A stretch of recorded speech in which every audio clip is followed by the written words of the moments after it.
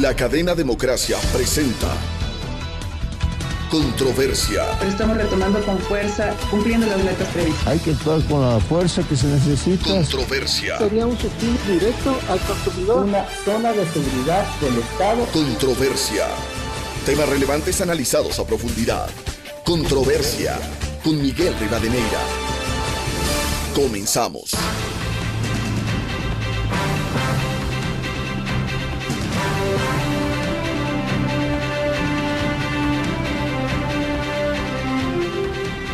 Quiero dar la bienvenida a nuestros invitados de hoy, el doctor Jaime Costales, escritor, académico, psicólogo social y político, la doctora Ruth Hidalgo, directora de la Corporación Participación Ciudadana, académica y decana universitaria, y el doctor César Ulloa, académico y analista político. Doctor Jaime Costales, ¿cómo lograr que el diálogo sea eficazmente un mecanismo para la solución de los conflictos sociales? A propósito de lo ocurrido con la demanda y el levantamiento indígena. Muy buen día. Buen día, Miguel, Ruth, César. Un saludo cordial a todos. El diálogo es un instrumento de negociación fundamental siempre y cuando prime la buena voluntad, por un lado, pero además de eso sea orientado técnicamente de forma tal que no se convierta en una forma de presión y chantaje, sino en un encuentro sereno entre los diferentes. Y en este plano la mediación de la Iglesia puede ser altamente significativa, siempre y cuando mantenga un balance, un equilibrio y una prudencia, e incluso un nivel de sabiduría suficiente como para orientar y canalizar adecuadamente ese diálogo. Y en ese plano me permito muy cordialmente sugerir a los miembros de la Iglesia, de las distintas iglesias, sobre todo la Conferencia Episcopal Ecuatoriana, que promuevan ese diálogo en el marco de lo que verdaderamente representa un enfoque cristiano. El enfoque cristiano repudia la violencia y por lo tanto el diálogo no puede ser un encuentro de chantaje, amenaza y de sitiar al adversario, sino que tiene que ser un acto generoso de apertura psicológica que piense generosamente en el país, en la sobrevivencia de la democracia y no solo en cuestiones específicas de la solución que se demanda en un momento dado de conflicto. El diálogo puede ser ese vehículo de reencuentro siempre y cuando quienes vayan a ese diálogo quieran verdaderamente hacer una apertura mental pensando en la defensa de la libertad, de la democracia, pensando en la sobrevivencia de la estructura social de una manera adecuada y pacífica y abandonando cualquier posición de chantaje y de violencia, porque el camino de la violencia tiene que ser superado, ya es obsoleto. La violencia como vehículo de transformación social es psicopatología política y social y por lo tanto tiene que ser neutralizada y desechada de manera muy clara y generosa. Doctor Costales, ¿por qué sectores políticos interesados han utilizado a sectores y demandas auténticas, como se ha evidenciado en la Asamblea Nacional? Incluso buscaron la destitución del presidente de la República. Empiezo por decir que la gente de UNES y quienes votaron por la destitución del presidente, aprovechándose de la situación crítica que vivía el país con el paro, deberían, por un poco de vergüenza, renunciar. Deberían abandonar la asamblea, pero obviamente no lo van a hacer. La Unión por la Esperanza, UNES, es en realidad la Unión por la Estafa. Es una estafa política y promueve un asalto al poder solamente para tratar de lograr la impunidad para la camarilla de gente altamente corrupta que fue la dirigencia del sector ese cuando gobernaron durante 14 años. Entonces, ese aprovechamiento no solamente es por parte de UNES. ¿Cómo puede ser que el presidente del Congreso, de la Asamblea, perdón, que convoca al diálogo, luego vote por la destitución del presidente? O es mucha ceguera o es mucha torpeza o una combinación de las dos y mala fe, porque alguien que sirve de vehículo de conexión en un grave conflicto tiene que mantener la prudencia y la sensatez equilibrada de no irse por ninguno de los bandos. ¿Y cómo puede ser que aparezca en esta condición? Entonces, hay intereses muy rastreros en sectores políticos. En realidad, la dirigencia política en su conjunto en el Ecuador deja mucho que desear. Está llena de torpeza, de mala fe, de incompetencia. Y por lo tanto, tenemos que ir construyendo rápidamente un nuevo estilo de liderazgo, de gente decente, de gente patriótica, para que reemplace esta caterva de incompetentes y perversos que quieren manipular el poder a su antojo. Bienvenida la doctora Ruth Hidalgo, directora de la Corporación Participación Ciudadana y Académica. Doctor Hidalgo, ¿cómo lograr que el diálogo sea un mecanismo eficaz de solución de los conflictos sociales, como este momento con el patrocinio de la Iglesia Católica Ecuatoriana se desarrolla entre el sector indígena y el gobierno? Muy buen día. Bueno, buenos días, Miguel. Muchas gracias por la invitación. Un saludo especial a Jaime, a César y a todos quienes nos escuchan el día de hoy. Pues yo quisiera mencionar un tema que me parece que es fundamental. Primero, saludar que la Iglesia Católica está involucrada y está ayudando y colaborando decididamente en estas mesas de diálogo instaladas. Pero creo también que es importante tomar en cuenta que lo fundamental o el rol que jugó las organizaciones sociales para que esto se dé. A veces las organizaciones sociales trabajamos en silencio, pero tenemos acciones que son bastante efectivas para conseguir ciertos objetivos. Y en este caso, me parece que si bien la Iglesia es la que está en este momento como actor válido reconocido, tanto de un lado como por el otro, sí creo que hubieron voces antes del proceso de diálogo que contribuyeron definitivamente a que la ciudadanía en general se sintonice con la necesidad de que este proceso y sobre todo este conflicto sea solucionado a través del imperio del diálogo. En lo que a mí respecta a participación ciudadana, apenas surgió este problema, nosotros hicimos un llamado público al diálogo y mencionamos inclusive a la Iglesia Católica como un posible en ese momento mediador. Y después la comisión conformada por varias organizaciones de sociedad civil también hicieron lo propio. Entonces, yo creo que tanto, y otras organizaciones también se manifestaron, de las cámaras, etcétera. Entonces, yo creo que hubo una presión de sociedad civil bastante importante que fue escuchada y sobre todo permeó y logró llegar hacia el inconsciente y sobre todo a la mente de la sociedad civil en general. Y si usted un poco lee las noticias y leemos lo que sucedió, por ejemplo, en redes sociales, muchos líderes de opinión, muchos ciudadanos y ciudadanas se unieron a estas voces diversas de promoción del diálogo. Y yo creo que eso fue bueno dentro de todo lo violento y dentro de todo el problema que desafortunadamente vivimos. Ahora, claro, su pregunta es cómo lograr. Bueno, yo me quisiera anclar a las declaraciones de la conferencia episcopal. Ellos dicen que tienen un proceso ya definido de diálogo. Me parece que eso es correcto. Creo que este tema, sobre todo en diálogo político, es un tema tan delicado porque involucra actores sensibles, ¿no es cierto? Y involucra además peticiones que son bastante sensibles, que son de políticas de Estado, que son inclusive relacionadas con la historia y el rol histórico de ciertos grupos, como es el caso de los grupos indígenas. Entonces yo sí saludo esto, que se lo haga con una metodología. Sí saludo también que la Presidencia de la República haya tenido esta buena voluntad de abrirse al diálogo. Hoy escuché y vi en los medios de comunicación que van a haber delegados por un lado y por otro. Me parece que eso también es correcto. Me parece que se ha dado un paso adelante porque una de las características importantes que tiene que haber un diálogo político, tiene que tener un diálogo político, es el reconocimiento por parte de las partes al actor que está mediando.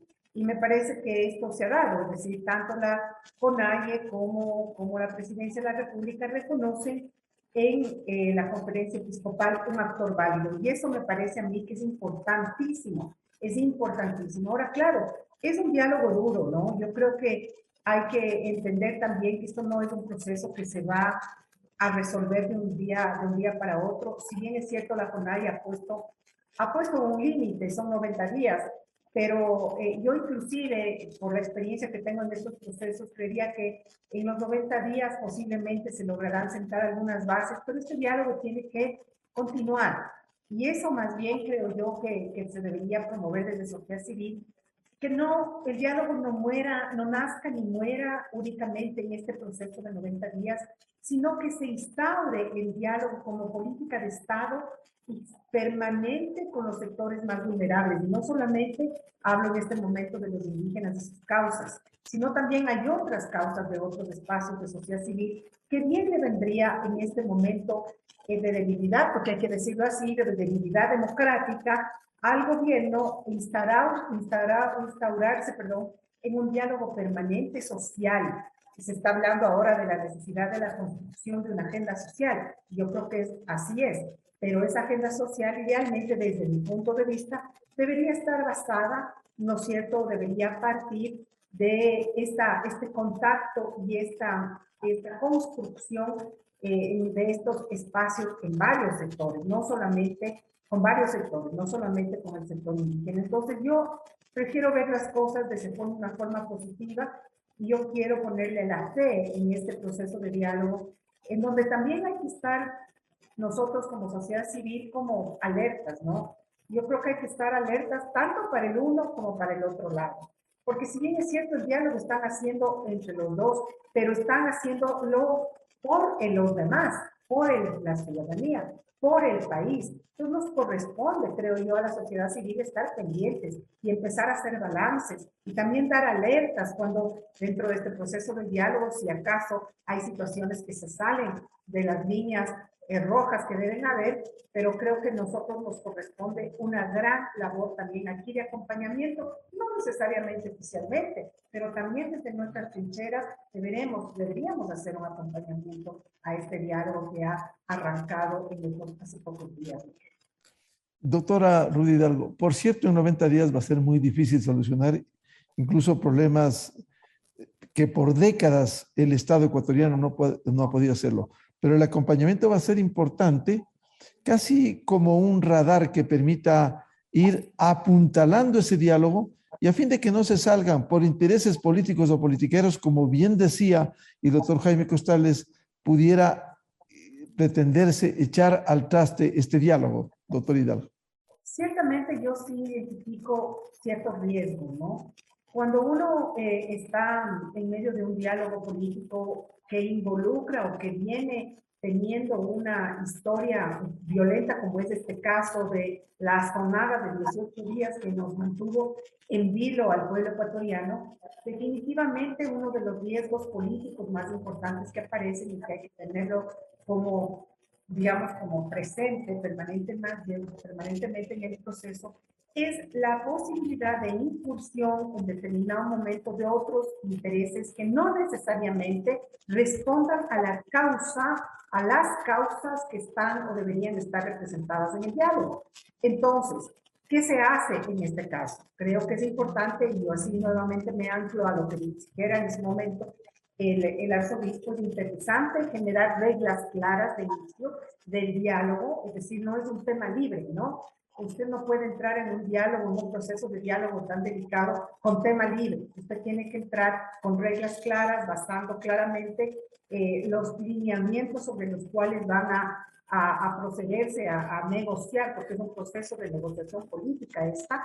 Y obviamente hay que tener mucho cuidado con que se infiltren estos intereses. Mi criterio, Miguel, es que de todas maneras estos intereses van a estar rondando. Si ya lo hicieron y se infiltraron en el proceso de estos 18 días de paro, es innegable que estos intereses políticos van a querer infiltrarse también en este proceso. Pero de allí la importancia de, yo digo, la veeduría social. Yo creo que sin necesidad, como les decía hace un momento, de estar oficialmente, digamos, ahí presentes, parados, sentados en la mesa, creo yo que sociedad civil tiene un rol. Y el rol importante que tiene este momento sociedad civil es acompañar desde donde nos toca el proceso. El proceso va a ser público, según lo que tengo entendido, y va a haber permanentemente noticias, van a haber noticias sobre cómo van avanzando. Y yo creo que esas noticias tienen que ser comentadas, tienen que ser sugeridas, tienen que ser apoyadas y, ¿por qué no, también ir sugiriendo aportes durante el proceso de este diálogo también? Entonces, yo sí creo que esto es una oportunidad para la sociedad civil para acompañar todo este diálogo nacional y yo creo que deberemos estar listos y también estar listos para no aceptar la interferencia de este tema político con intereses sobre todo que son de desestabilización y que, lo digo así con toda frontalidad, han sido claros y han estado revelados este interés desestabilizador que mal le ha hecho a la democracia y que no podemos permitir los ciudadanos. Los ciudadanos tenemos que sostener este proceso de diálogo y evitar y no permitir que estos otros intereses protervos contaminen este proceso que es tan necesario en el Ecuador. Bienvenida, doctor César Ulloa, analista y académico. Doctor Ulloa, y quiero destacar, ustedes han venido trabajando con Fundación Esquel de manera insistente y con muchas organizaciones que sonó bien cuando en el país se dijo 300 organizaciones de distinta índole quieren contribuir a este proceso. Lastimosamente la parte política no quiso dar oídos y siguió esta acción violenta que causara tanto daño y no se pudo plasmar. Sin embargo, esto que se ha venido construyendo al diálogo como un mecanismo de solución de conflictos sociales. ¿Cómo ve este proceso? Muy buen día, doctor César Ulloa. Muchísimas gracias, Miguel. Un cordial saludo a Jaime y a Ruth y de manera bastante especial también a quienes nos escuchan, quienes nos miran a través de este medio de comunicación. Bueno, Fundación Esquel viene no solo desde junio de 2022, sino antes de octubre de 2019, insistiendo en que un elemento consustancial de la democracia es el diálogo, porque si algo caracteriza este tipo de régimen es que se procesan los conflictos y las controversias a través de métodos alternativos que tienen como finalidad la convivencia pacífica, es decir, una característica de la democracia, a diferencia de la dictadura, del fascismo o de regímenes autoritarios que tienen en tránsito el fascismo y la dictadura, es procesar las controversias de manera pacífica. Y claro, nosotros durante años venimos trabajando en este sentido, que posiblemente ha tenido varias críticas, porque mucha gente cree que el diálogo por el diálogo no sirve, que el diálogo pasó de moda, que el diálogo se ha vaciado de significado. Cuando vemos una vez más que nuestra propuesta de diálogo que viene implementándose desde hace algunos años es más válida, es más contundente y es más necesaria que nunca. Es decir, cada vez se ratifica el hecho de que la construcción de la democracia no puede pasar sin que exista un proceso de diálogo sostenido, pero además un proceso de diálogo que a mi modo de ver tiene como tres grandes dimensiones. La primera, que el diálogo requiere de un gran compromiso social. Se requiere ir articulando un acuerdo en donde la orientación de la vida sobre la base del sostenimiento de la democracia sea el respeto a la diversidad, a la pluralidad. Segundo, yo creo que no hay diálogo posible si se transgrede algunos principios mínimos, es decir, no puede haber diálogo cuando existe manifestaciones violentas o se exacerba los ánimos y se trata de justificar cualquier reivindicación a través de la fuerza. Creo que no puede haber un diálogo con esas características. Y la tercera, nosotros insistimos que un diálogo siempre será eficiente en la medida de que el diálogo vaya acompañado por una metodología. La metodología no es nada abstracto, no es nada etéreo, la metodología es el cómo, el camino, cómo se llega hacia algún lugar, ¿no es cierto? Y aquí no hay una fórmula, no hay una receta, hay varios caminos en función de los temas que se quieran tratar, etc. El diálogo no desconoce que exista intereses, no desconoce que exista posiciones, no desconoce que existan temas, porque finalmente el diálogo se construye sobre la base de eso, sobre posiciones, sobre intereses, sobre temas. Pero nosotros creemos que creo que queda claro para todo el país, indistintamente de la ideología, del sector, de la actividad económica, de la formación, de la condición de los actores, que este país necesita un diálogo urgente, un diálogo impostergable, un diálogo además que no solo visibilice o identifique a los actores, entre comillas, que están en conflicto. Yo creo que el Ecuador está en conflicto. Yo no creo que solamente el gobierno esté en conflicto con los pueblos y nacionalidades representados en los dirigentes que se están sentando a la mesa en la Conferencia Episcopal Ecuatoriana.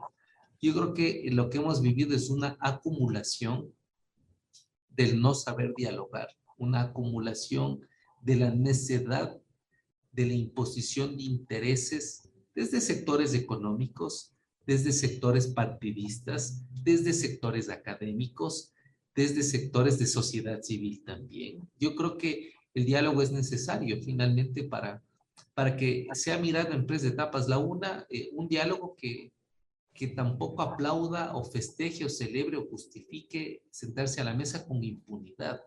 No hay ningún acuerdo en el mundo exitoso que se haya construido sobre la base de la impunidad o de aplaudir o de celebrar aquello que significó el daño, la repulsa, la descalificación, el delito. No hay una experiencia exitosa que se construye sobre la impunidad. La segunda, yo creo que es un diálogo que requiere la construcción de una agenda nacional mucho más amplia que los 10 temas de la agenda. Y creo que hay algo que no se discute en los 10 puntos de la agenda que para mi modo de ver es esencial. ¿Qué tipo de democracia queremos? Es decir, no se puede instrumentalizar el diálogo en el cumplimiento de 10 aspiraciones, por más legítimas que sean, si no se piensa el tipo de sociedad o la manera de convivencia que esta sociedad debe tener. Y creo que uno de los aspectos que debemos discutir es la democracia, es decir, cómo queda nuestra democracia, qué democracia queremos, qué democracia nosotros pensamos. Y la otra que me parece muy clave es qué tipo de modelo económico queremos como país. Es decir, yo creo que el Ecuador es una suerte de retazos que se construye a través de ciertas leyes orgánicas ordinarias, pero que no definen todavía un modelo económico que por lo menos nos permita a todos remar hacia un mismo lugar dentro de 20 o 30 años. Y creo que algo que tampoco se discute y que debería ser esencial en la mesa de diálogo y de negociación es que no puede haber diálogo si no existe una ética compartida. Y la ética es la construcción de un ethos, de un espacio, es decir, cómo se celebra un diálogo si no existe cosas que a mi modo de ver son esenciales para que se produzca.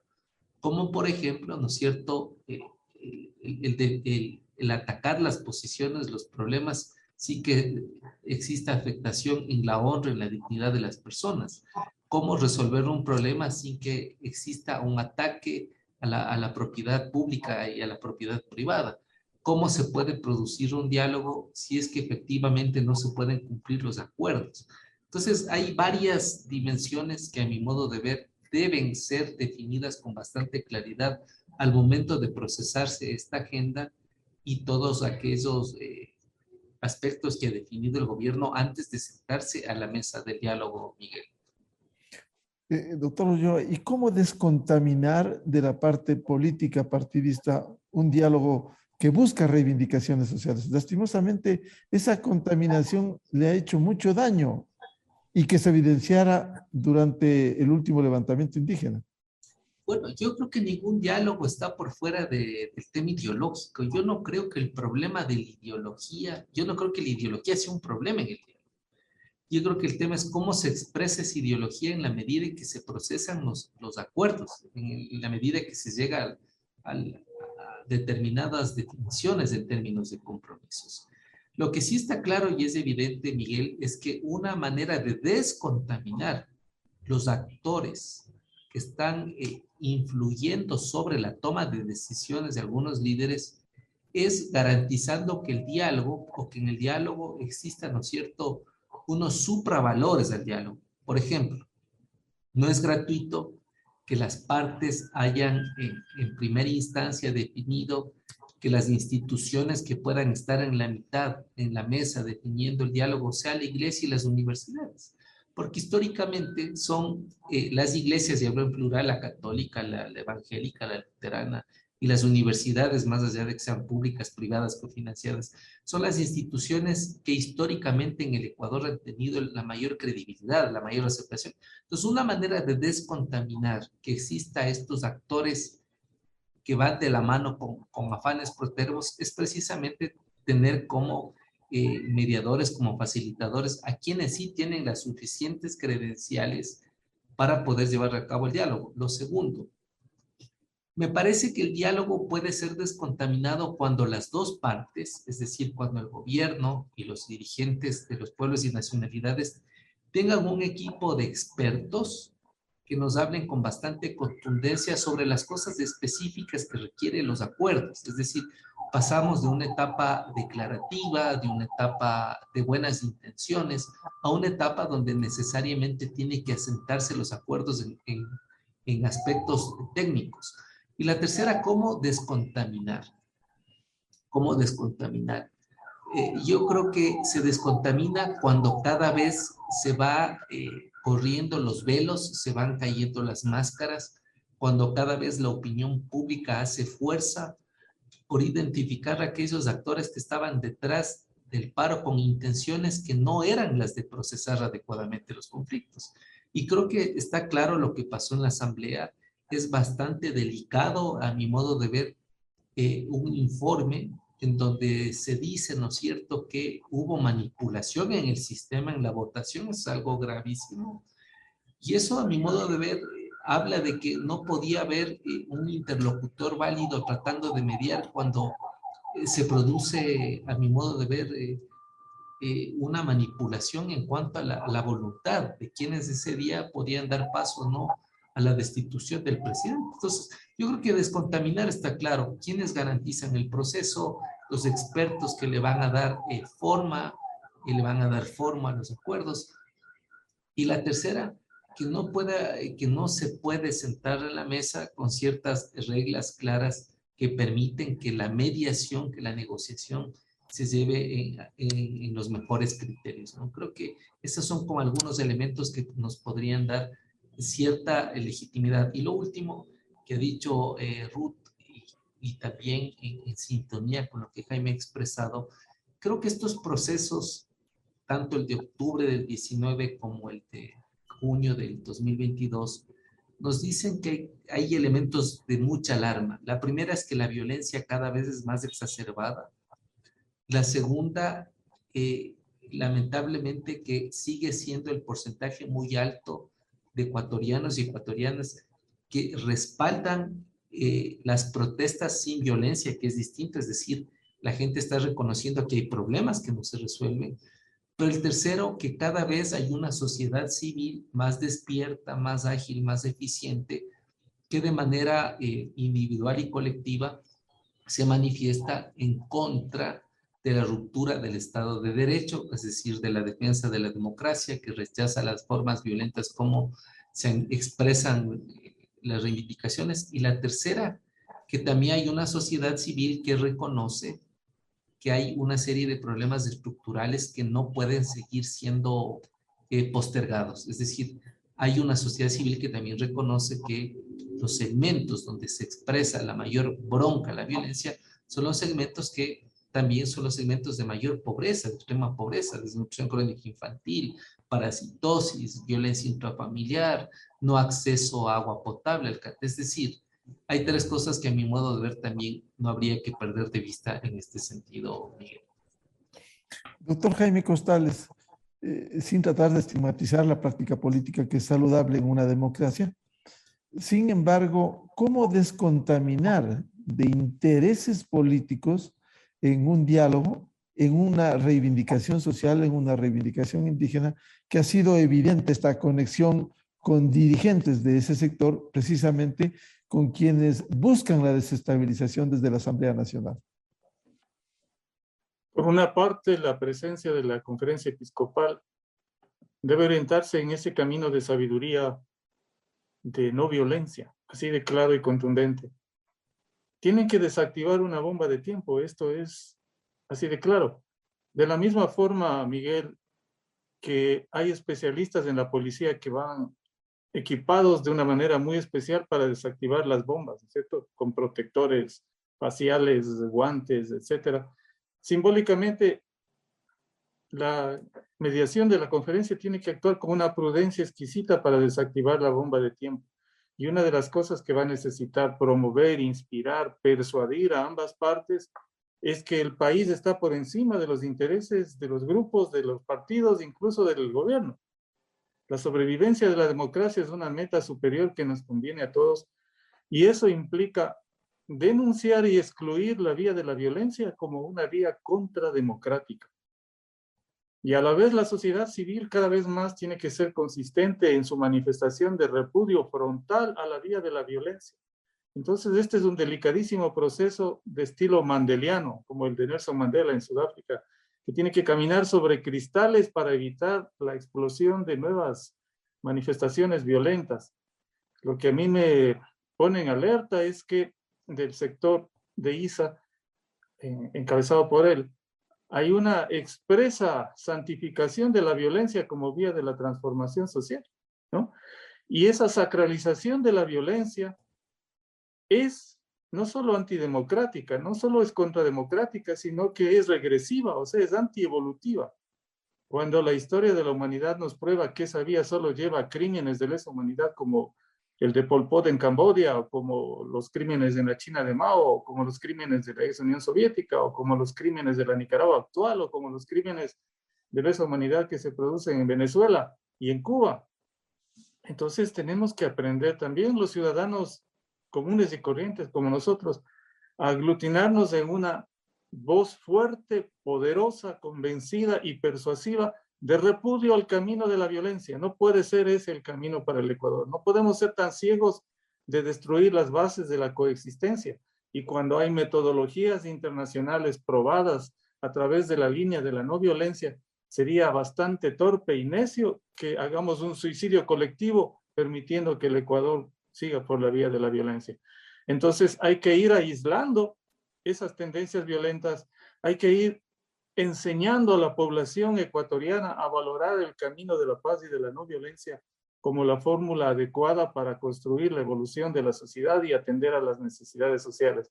Al mismo tiempo, el gobierno tiene que despertar a su posición trascendente. No es un gobierno que está en una mera condición de conducir la política nomás o la economía nomás. Está dirigiendo el país en un momento extremadamente crítico, al borde de un abismo social, económico y político. Y por lo tanto, yo sí digo, insisto, el presidente tiene que despertar y encontrar en el potencial de grandeza de alma que hay en todo ser humano, tiene que encontrar el lado más profundo, sabio y valeroso de sí mismo para convertirse en un líder trascendente, que inspire, que pacifique, y que a la vez se dé cuenta de que la inversión social no es una cuestión secundaria, sino que es estratégicamente el corazón de un proceso de construcción democrática pacífica. Pero también el ciudadano común y silvestre, como cualquiera de nosotros, tiene que darse cuenta de que hemos sido agredidos por la violencia en estos dos movimientos del 19 y el de ahora. Hemos sido víctimas de un acoso. Las ciudades han sido sitiadas. Nosotros somos víctimas de ese sitio, el temor que ha tenido la ciudadanía, la falta de alimentos, la falta de servicios básicos, la destrucción de infraestructura. Eso es una forma de agresión, de injusticia. Y entonces nosotros hemos percibido también cómo hemos sido agredidos por esa injusticia de los violentos. Y eso tiene que ser repudiado frontalmente por la sociedad civil, por las cámaras, por la academia. Si hay contaminación de los violentos también en la academia. Hay sectores de la academia que proponen violencia como forma de transformación. Se han quedado en el siglo XIX, un marxismo trasnochado que ya no va más, que no puede tener sitio en una sociedad democrática madura del siglo XXI. Entonces, por eso, como clínico social, como psicólogo político, insisto en que es necesario no solamente la transformación democrática, política, económica y social, sino que hay que hacer un cambio profundo de raíz en la conciencia colectiva para que se dé una maduración social en defensa de la democracia por la vía de la no violencia, del encuentro y de la paz. Y que cada vez más aislemos a estos trasnochados violentos que hay en distintos sectores para que no tengan eco y para que no puedan seguir envenenando el alma de los ecuatorianos. Tenemos que curar las heridas sociales haciendo una psicoterapia social por la vía de la no violencia y de la paz.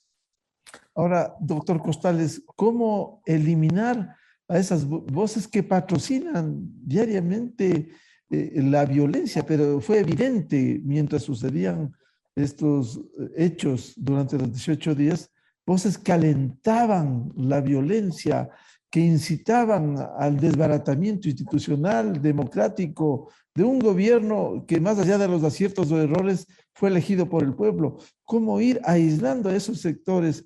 Hay mecanismos, y ya vemos próximamente el 2023 habrá elecciones, pero también aprovechan estos momentos para promocionarse y hacer más daño, doctor Costales.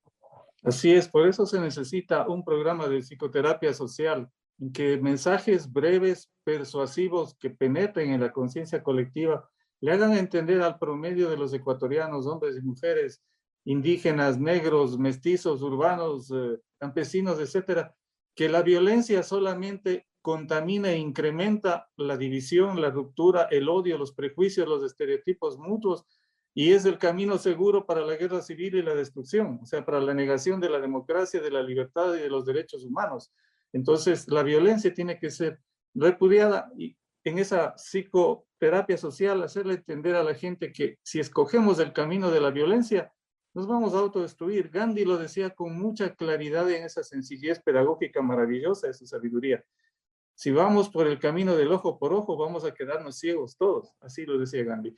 Y entonces hay que hacer ese esfuerzo enorme de persuadir, una especie de propaganda sana, constructiva, para que despierte el Ecuador a la conciencia de repudio a la violencia y cada vez menos sean capaces los violentos de tener influjo y control y vayan siendo aislados, regulados y marginados del escenario social de una manera tal en que la conciencia colectiva aprenda a dialogar, porque no solamente es este diálogo, como han mencionado tanto Ruth como César, con mucha razón, es un diálogo social mucho más amplio que tenemos que hacer, y a eso yo le llamo la psicoterapia social de evolución de la conciencia colectiva. Es una pedagogía de la no violencia, esa es la que necesitamos. Y por eso, de nuevo, el modelo mandeliano. Si una sociedad como la sudafricana, que estuvo al borde de la guerra civil, pudo negociar pacíficamente y construir una democracia con todos los errores que tiene hasta ahora, pero bastante superior a la que tenían en el apartheid, y se libró de la guerra civil, el Ecuador no está en las condiciones tan críticas como las que estuvo Sudáfrica. Entonces, con prudencia, heroísmo social, valentía, pero por la vía de la no violencia, podemos y tenemos la oportunidad de construir una sociedad pacífica, próspera, democrática y mucho más evolucionada, pero eso implica un cambio radical de la conciencia colectiva, y por eso yo insisto, el fondo del asunto es psicológico, no porque ese sea mi campo, sino porque todo lo que hacemos los humanos es comportamiento, y el comportamiento es enraizado en la psicología, es la ciencia del comportamiento. Entonces, si no hay esa modificación de la conciencia colectiva, se seguirán repitiendo cíclicamente problemas incluso mayores que los actuales, y la espiral de los conflictos irá incrementándose, arrastrándonos a todos a una condición muy destructiva. Y aquí le pongo un ejemplo reciente que nos ha estremecido seguramente a todos los que estamos aquí, a todos los ciudadanos con un poco de sensibilidad humana. La comisión que estudia la guerra civil colombiana, durante 60 años se ha mantenido esa guerra, acaba de entregarle al presidente electo el informe la semana pasada. Esa guerra de 60 años ha destruido 220,000 vidas y todavía hay tensiones y profundas heridas en Colombia. Entonces aprendamos de lo más cercano. Si el camino de la violencia solo produjo masacre, 220,000 muertos, y además una narcodelincuencia política que estremeció a Colombia y se ha contaminado hacia Venezuela y también hacia el Ecuador, etc., no seamos torpes y ciegos como ciudadanos. Despertemos a que la vía de la violencia es obsoleta, es caduca. La vía de la lucha de clases es una ceguera social, es una ceguera institucional, es una ceguera política y psicológica, y tenemos que desecharla construyendo pacíficamente el país que merecemos vivir. Doctora Ruth Hidalgo, ¿cómo descontaminar la parte política, los intereses políticos con las reivindicaciones sociales que son fundamentales? Y esto se evidenció indudablemente en esa conexión que hubo durante el último levantamiento indígena. Gracias, Miguel. Mientras le escuchaba a Jaime, obviamente yo suscribo cada una de sus palabras, pero inmediatamente, mientras él iba hablando, yo iba pensando justamente cómo llegar a este cambio radical del comportamiento de la conciencia social. Y algunas ideas me han surgido y algunos pensamientos tengo que quisiera compartir en este panel, Miguel. Me parece que ciertamente yo creo que el kit del asunto está, el secreto de la milanesa es cómo hacemos como país para invertir en la educación de una nueva visión de cultura de paz. Y esas no son palabras bonitas. Hay ejemplos de cátedras de cultura de paz y resolución de conflictos. Yo le pongo un ejemplo. En una universidad en Loja existe toda una cátedra que se denomina Cultura de Paz y Resolución de Conflictos. Cuando nosotros en Participación Ciudadana hacemos en varios espacios de diálogo y de capacitación, hacemos estas capacitaciones a legisladores, mujeres políticas en varios espacios locales y jóvenes sobre todo, sabe que una de nuestras principales, en nuestro pensum de estudio, una de nuestras principales cátedras o lecciones son resolución alternativa de conflictos y cultura de paz. Y yo creo que en la línea mencionada por Jaime, la experiencia dolorosa que estamos viviendo en el último evento de hace pocos días nos debe llegar a profundas reflexiones como sociedad en general. Y ahí sí me voy a lo que decía César hace un momento. César planteaba algo bien ambicioso, pero que yo creo que es fundamental.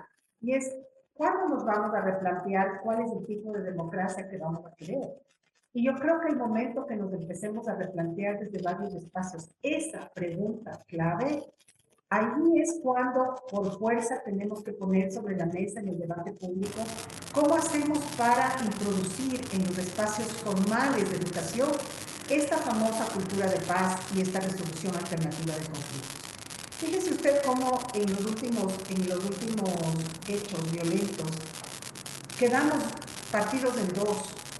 Partidos en dos porque a mí me daba mucha pena ver los hechos violentos, pero también me daba mucha pena escuchar las reacciones del otro lado de la sociedad también, que inmediatamente se colocó en la vereda del frente y ya por poco lo que querían es ir a armarse para combatir a los otros que, si bien estaban contaminados por intereses políticos, estaban en el PAN, promoviendo el PAN.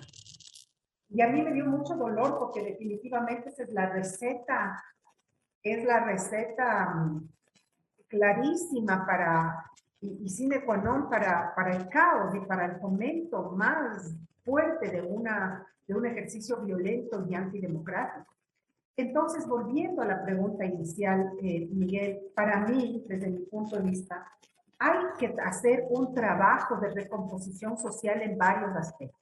Primero, desde la educación, entendida desde la educación primaria, secundaria y universitaria, volver a retomar algunas cátedras que tienen que ver con ciudadanía, con ética, con cultura de paz y con resolución de conflictos, y hacer de la resolución de conflictos y la cultura de paz un eje transversal en el sistema educativo ecuatoriano. Y obviamente también fortalecer la educación intercultural bilingüe con una transversalización también de esa visión de conflictos de paz y resolución de conflictos efectiva. Yo creo que por otro lado, nuevamente, y ahí retomo mi sesgo y mi deformación de promover, de prevenir, o provenir de sociedad civil, yo tengo un mantra y siempre digo la democracia es un asunto de todos y todas. Entonces también es asumir con mayor responsabilidad y con mayor ahínco desde donde nos toca esta promoción de resolución de conflictos pacíficos como una única manera social, si ustedes quieren, de llegar a acuerdos. No podemos pensar que los sectores políticos y los otros sectores sociales quieran siempre solucionar los conflictos pacíficamente si nosotros desde la ciudadanía no lo hacemos y no lo practicamos y no lo hacemos como una práctica diaria. Solamente el momento en que la cultura de paz, el conversar, el respetar, el tolerar y el ser solidario también con aquel que piensa distinto, esa es una práctica diaria que debería ser fomentada desde la ciudadanía. Y no estoy hablando desde solo la academia, solo los partidos políticos, solo los otros sectores, porque es un error pensar que la resolución de estos problemas solo le corresponde al Ejecutivo, o solo le corresponde a la CONAIE, o solo le corresponde al Estado. Los cambios trascendentales en la democracia y en las sociedades se logran cuando todos nos apropiamos del problema y contribuimos desde donde nos toca a solucionarlo. Y a mí me parece que esta promoción y este cambio de chip de todos nosotros y desde todos los sectores en promover siempre tratar de resolver nuestros conflictos de forma diferente y de forma pacífica podría ayudar tremendamente. Yo desafortunadamente no tengo la receta perfecta, pero de lo que les he escuchado y sobre todo la última intervención de Jaime, a mí me ha interpelado, no solamente como académica, pero también como miembro de sociedad civil y como ciudadanas de a pie. Entonces, cambiemos nuestras formas de relacionarnos, seamos solidarios. Creo que es importante defender el derecho del otro a expresarse contrariamente a lo que uno habla. Creo que eso es importantísimo. Si nosotros solamente trabajamos en eso que es difícil, es muy difícil, pero simplemente nos entendemos y internalizamos la idea de que escuchar, inclusive lo que no nos gusta, es sano. Yo creo que podríamos dar cambios cualitativos que obviamente no van a ser de hoy a mañana, pero también pueden ser generacionales inclusive, pero son definitivamente un aporte. Fíjense otra cosa que yo veo también, que a mí me ha molestado y me preocupa, y es que claro, nos hemos vuelto una sociedad de contreras, es decir, en contra de los que están a favor y a favor de los que están en contra. Y esa cultura tampoco es buena, porque esa cultura rompe los puentes que pueden tenderse hacia el diálogo. Y yo creo que también es importante generar una cultura de prudencia y una cultura de simplemente a veces callar, no necesariamente es obligatorio opinar en ciertos temas, digo yo, y peor todavía cuando vamos a opinar negativamente de procesos que son válidos. Y yo me pongo en el puesto y en los zapatos tanto de la CONAIE como del gobierno y pienso que no lo están pasando muy bien. Están pasándolo muy difícil en este momento porque están tratando de recomponer de alguna manera lo que pasó y de alguna manera canalizar acuerdos, además que sean efectivos y ejecutables y que no sean negativos para ninguna de las dos partes. Es súper complicado. Entonces, en eso también yo creo que la ciudadanía tiene que ser más solidaria y apoyar los procesos de paz con sus defectos, con sus virtudes, con sus máximos y sus mínimos, pero tenemos que dar ese salto cualitativo. Eso es lo que yo le podría decir, Miguel, a la luz de la intervención de mis contertulios. Doctor César Ulloa, a propósito de lo que señalara tanto Jaime Costales cuanto Rudy Hidalgo, ¿cómo cambiar esa pedagogía? Lastimosamente, en el Ecuador se incentivó, y hay que decirlo desde la época del correísmo, esta confrontación. Las diferencias en democracia son saludables, pero otra cosa es la confrontación, la generación del odio entre uno y otro. O son mis amigos los que piensan como mí, o son mis enemigos y hay que odiar al resto. ¿Cómo cambiar e ir a un proceso de pacificación antes que de confrontación tan enraizada como el país ha vivido durante al menos los últimos 3 lustros? En la década de los 90, inicios de los 2000, en el Ecuador, de manera bastante prolífica, se produjeron una serie de ensayos que trataron de entender la identidad. Ecuador, señas particulares de Jorge Enrique Adún, Ecuador, ¿no es cierto?, esquizofrénico de Miguel Donoso, los mestizos ecuatorianos de Manuel Espinosa Polo, luego el expresidente Hurtado escribió Las costumbres de los ecuatorianos, luego Valdano, que fallecido ya, gran ensayista, trató de entender la identidad de los ecuatorianos. Juan Valdano, sí. Juan Valdano, ¿no es cierto? Es decir, ha habido literatura reciente, si vamos más atrás, las distintas visiones y versiones de lo que significa la historia del Ecuador, en donde se identifica algunas cosas, tal vez no desde una perspectiva de evidencia empírica, científica, pero sí desde la interpretación cotidiana, que no hemos superado algunos vicios, unos vicios que vienen desde la misma colonia, ¿no? La primera es que aquí nadie se hace cargo de nada, es decir, escurrimos el bulto o nadie se responsabiliza del error, sobrepasamos, ¿no es cierto?, tranquilamente o volteamos rápido la página sin que nadie se haga responsable de nada. Y por eso tenemos una memoria de corto plazo, es decir, no es una memoria de mediano ni largo plazo. Nadie se hace cargo de nada y la culpa es de la vaca.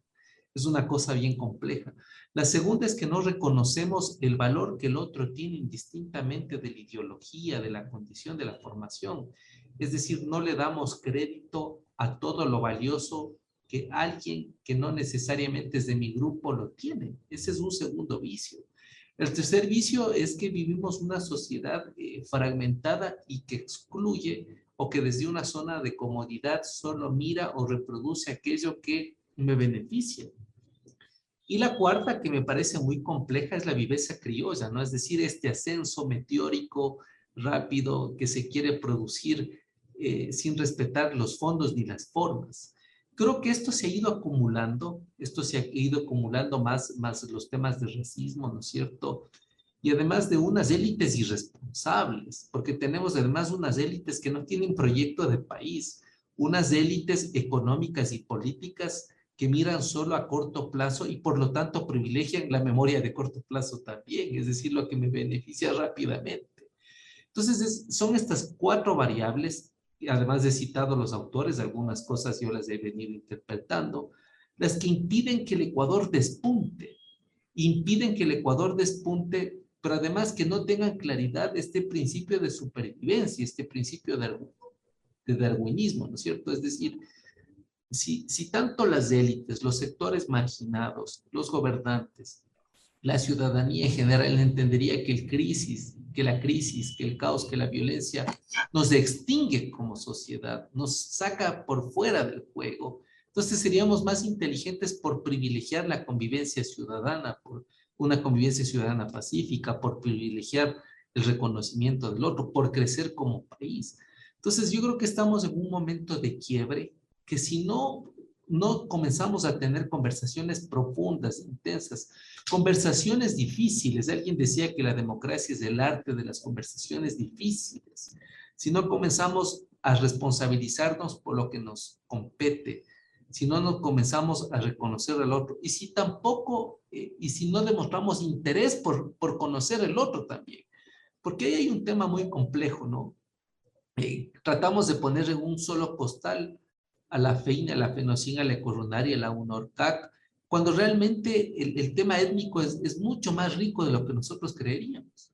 Entonces yo creo que ahí hay un tema muy fuerte que nos hace como país poner este momento las discusiones difíciles por delante. Es decir, ya no escurrir el bulto, ya no hacer de los 90 días una suerte de bacheo, ¿no es cierto? El bacheo es el que va tapando cualquier cosa y ahí los carros circulan de cualquier manera. Entonces, yo creo que es un tema de poner estas cuatro variables sobre la mesa, de hacer una limpia, ¿no es cierto? De hacernos una limpia, de buscar el bálsamo sobre la base de la transparencia y la honestidad, y además aceptarnos como somos.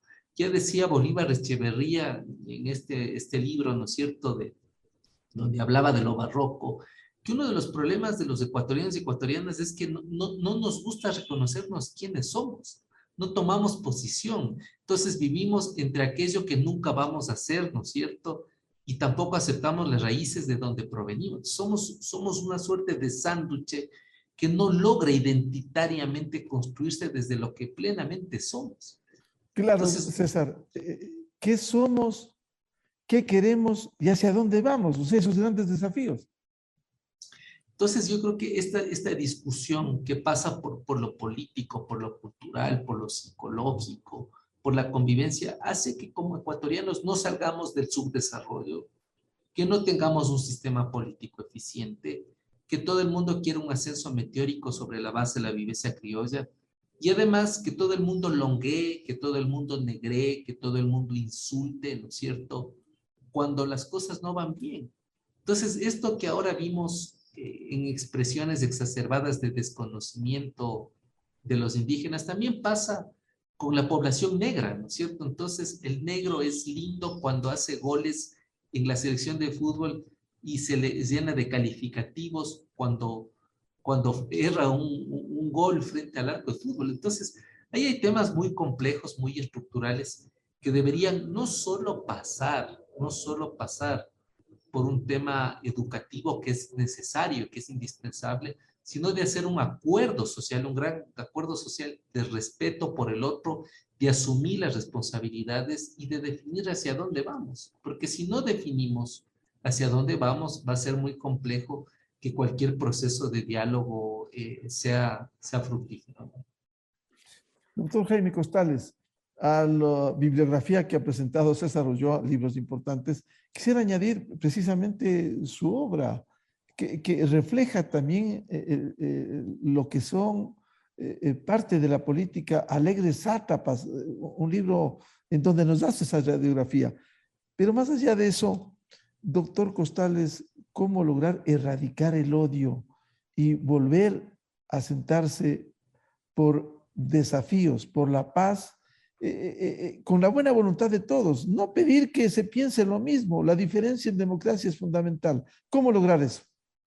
Sí, he propuesto a lo largo de los años varios textos de investigación sobre la psicología colectiva de los ecuatorianos, justamente para encontrar tanto el potencial positivo, constructivo, evolutivo y pacífico que hay en nuestros ciudadanos, y a la vez también el potencial destructivo, tendencioso, manipulador y de autosabotaje. Varios de ellos, sobre todo el último, Psicología Política del Ecuador, ahí está definido cuáles son los rasgos del carácter social de los ecuatorianos y en qué medida eso tiene un impacto tan negativo en la convivencia política, y de ahí se irradia a todos los otros niveles. Justamente por eso necesitamos estructurar un programa de psicoterapia social, pero qué difícil es convencer eso, porque gran parte de la población, incluida la academia, incluida la iglesia, incluida las Fuerzas Armadas, incluidos los medios, no terminan de comprender la importancia de la transformación psicológica de la ciudadanía, cuando esa es la fuente. Y digo, si un río está contaminado y limpiamos el río a la mitad o al final del río, se va a seguir contaminado si la fuente está contaminada. Entonces, si no limpiamos en un proceso psicoterapéutico esta condición estructural de la psique colectiva de los ecuatorianos, vamos a seguir de tumbo en tumbo autodestruyéndonos, autosaboteándonos. Justamente por eso es necesario entender que la transformación psicológica y de la conciencia colectiva no es un asunto complementario, no es un asunto secundario, no es un asunto trivial, sino que es la esencia misma de la transformación. ¿Y cómo lograr eso? En gran parte lo ha mencionado Ruth, por ejemplo, a través de la recuperación de la educación por la paz, que eso permitiría un cambio de conciencia activo en los hechos de la interacción humana. La paz no como solamente un logro colectivo gigante, sino en la cotidianidad de la convivencia, en el diálogo, en el trato con los demás, la apertura, la comprensión mutua, y que somos parte de un mismo camino, somos compañeros de camino. Esa es la gran lección que tenemos que ir aprendiendo e interiorizando, porque lo contrario, ya que mencionó usted, Miguel, Alegres Sátrapas, los sátrapas se reproducen con una velocidad increíble, son más resistentes que las cucarachas. Entonces, sátrapas puede haber de izquierda, de derecha y de centro, y van tomando cada vez más control del país. Y por eso mismo necesitamos hacer un esfuerzo de autoconciencia colectiva para que nos convirtamos en constructores de la paz. Ñucanchica, may hatun alli causay, charinchi. Chaymanta ñucanchica, shuk hatun ayumi canchi. Chaymanta mana makanakuita ministinchi. Mana yawar ñanta ministinchi. Achiyashka ñanta ministinchi. Lo que estoy diciendo es que somos una sola familia y que no necesitamos un camino de sangre que nos destruya, sino que necesitamos construir juntos un camino pacífico y no violento. ¿Puede ser un mecanismo para castigar a esos sátrapas en coyuntura a las elecciones seccionales de 2023, doctor Costales? Sí, señor, yo creo que ahí hay que hacer un esfuerzo inmenso de parte de la sociedad civil y de los sectores políticos democráticos, que sí los hay, de los dirigentes políticos democráticos y sanos, que sí los hay, aunque pocos, pero sí los hay, para lograr candidaturas que permitan desplazar a los violentos y a los corruptos que han querido teñir de sangre al país para desestabilizar a un gobierno, para que no les demos un solo voto ni a los de UNES ni a ningún sector que ha promovido la violencia y el sabotaje social, que sean marginados en las elecciones. El voto tiene que ser un instrumento pacífico de protesta activa, de autodefensa de los ecuatorianos y de defensa de la democracia y de la libertad. Entonces es una coyuntura crítica muy importante para que en las elecciones seccionales desplacemos drásticamente con votación pacífica, le saquemos del escenario a los oportunistas cínicos, aprovechadores que quisieron destruir al país. Doctora Rudy Hidalgo, que se imponga la paz con el diálogo antes que el odio de los violentos. ¿Puede ser un mecanismo castigar en las urnas libremente y votar no por los que patrocinan la violencia y el odio, sino los que buscan la paz? Me parece, Miguel, que dentro del contexto de lo dicho por Jaime y anteriormente por César, creo yo que las elecciones del 2023 podrían significar una oportunidad para primero no votar por los mismos que significan aquellos que representan volver a seguir en estas prácticas políticas violentas y prácticas políticas malas. Y en esa lógica creo que nuevamente la ciudadanía tiene un rol enorme ahí que cumplir. Básicamente casi como alfabetizando y ciudadanizando este concepto de transparencia y de necesidad de políticos distintos que necesitamos hoy por hoy en la ciudadanía y en el país. Sí es complicado, y yo quiero también tener un cable a tierra aquí con este deseo, porque desde el deseo así debería ser. Sin embargo, me preocupa un montón la situación que no ha variado de configuración de los partidos políticos y del sistema político ecuatoriano, que más bien me presenta desde mi punto de vista personal un escenario negativo para que esta cultura de paz, este cambio cualitativo en la democracia pueda darse. Mientras tengamos el mismo sistema político, mientras no tengamos rigurosidad en las normas electorales, mientras se puedan comprar, alquilar, arrendar, prestar, y no haya controles efectivos para los mecanismos de democracia interna, va a ser difícil que la política realmente cambie desde una visión estructural más humana y una visión estructural diferente.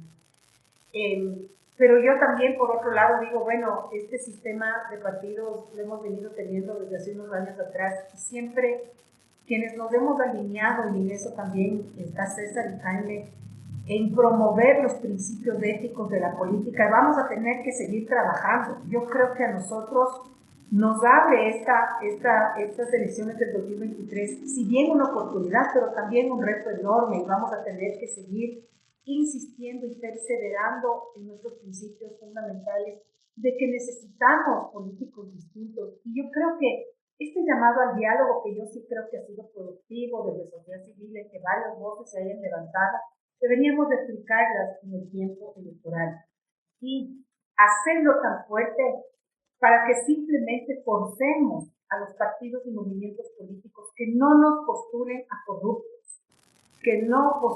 corruptos, y desde la ciudadanía forzar a que todos entremos en la línea de no votar por corruptos.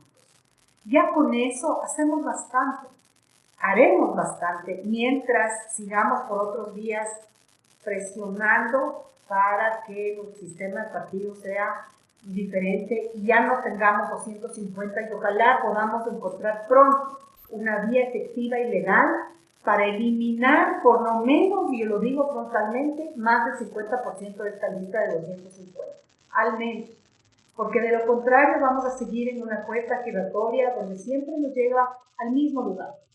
Entonces el trabajo es arduo, pero creo que no hay que cesar. Este es un trabajo a largo aliento, y yo espero que alguna vez pueda yo ver en la luz un nuevo sistema de partidos, que para mí eso también es súper importante. Y finalmente, una reflexión final. Hace un tiempo escuchaba a alguien, un periodista bien reconocido, que decía, necesitamos políticos sanadores, no necesitamos políticos violentos. Y me pareció que ese es un mensaje muy importante. Doctor César Ulloa, ¿pudiera ser un mecanismo cívico democrático el castigar en las urnas a los violentos, a quienes han buscado estas confrontaciones estériles, la destrucción y no la construcción, y no votar por corruptos y violentos? Indudablemente, uno de los atributos de la democracia es la capacidad de no reiterar en el error. Y creo que si hay algo que lo que tenemos claro es que sabemos perfectamente por quienes ya no se podría votar, pero hay que exigir algunos requisitos por quienes sí podríamos votar. Es decir, hay dos vías, ¿no? Por quienes ya no se debería votar definitivamente y enterrarles democráticamente. Y la otra es dar paso a ciertos criterios, no a personas. Es decir, lo que se deben discutir son los criterios y luego buscar qué personas se adaptan a esos criterios. Es decir, qué necesitamos o qué requisitos debe tener alguien que quiera legislar y fiscalizar en el tema del cabildo. ¿Quién debería, no es cierto, ser un ejecutivo cuando esté al frente de un municipio? ¿Qué significa estar liderando una provincia? Es decir, debería ser al revés. Acá los partidos políticos actúan con una dinámica inversa. Primero ven el rostro y luego tratan de cubrir los criterios, cuando realmente lo que se necesita es, de la mano de lo que ha dicho Ruth con bastante contundencia y de aquello que ha dictado Jaime, es indudablemente cuál es este acuerdo ético-político que Participación Ciudadana hizo el año anterior con bastante éxito esta campaña. ¿Cuál es el acuerdo ético-político? ¿Cuál es el contrato social? Yo diría que el contrato social debe sostenerse sobre un acuerdo ético que dé luz a una nueva política con estos hombres y mujeres que no solo deberían tener entre sus credenciales la experticia en cuanto a lo que significa sus competencias y atribuciones que están en la Constitución, sino que el principal requisito debería ser la ética, la búsqueda de la convivencia pacífica, el reconocimiento del otro, pero sobre todo un amor profundo al país, es decir, políticos con autoestima. Porque a mí me da la impresión que los políticos que buscan la violencia, el caos y el robo no tienen autoestima, porque no hay dignidad que sea un principio fundamental de la representación. Es decir, el que busca el Estado para delinquir, el que busca, ¿no es cierto?, el Estado para el beneficio, es alguien que busca suplir su capacidad o sustituye la carencia de capacidad con este ascenso meteórico que conocemos como arribismo, ¿no? Entonces, las dos vías, por quién no votar y exigir unos requisitos por quién sí podemos votar. Y los ecuatorianos tendrán la palabra libremente en las urnas para que este país siga apostando por la paz y la erradicación de la violencia. Y como bien se ha reflexionado esta mañana, el diálogo pacífico como mecanismo de solución de los conflictos sociales. Muchas gracias a propósito de este diálogo que se ha emprendido con el patrocinio de la Conferencia Episcopal Ecuatoriana entre el gobierno y el sector indígena y ampliado a los sectores sociales del país. Muchas gracias por este valioso aporte, palabras sabias que debiéramos recoger. Al doctor Jaime Costales, a la doctora Ruth Hidalgo y al doctor César Ulloa. Muy amables por este aporte valioso. Gracias a todos. Gracias. Adiós. Un gusto. Chao. Muy amable. Con esto cerramos el programa Controversia en Escena a través de Exa FM, Democracia M y Democracia TV. Muchas gracias. Les deseamos un feliz fin de semana y sigamos apostando por la paz y la erradicación de la violencia, provenga de donde provenga. Muy buen día. Esto fue Controversia. Temas relevantes, analizados a profundidad. Miguel Rivadeneira vuelve el próximo sábado.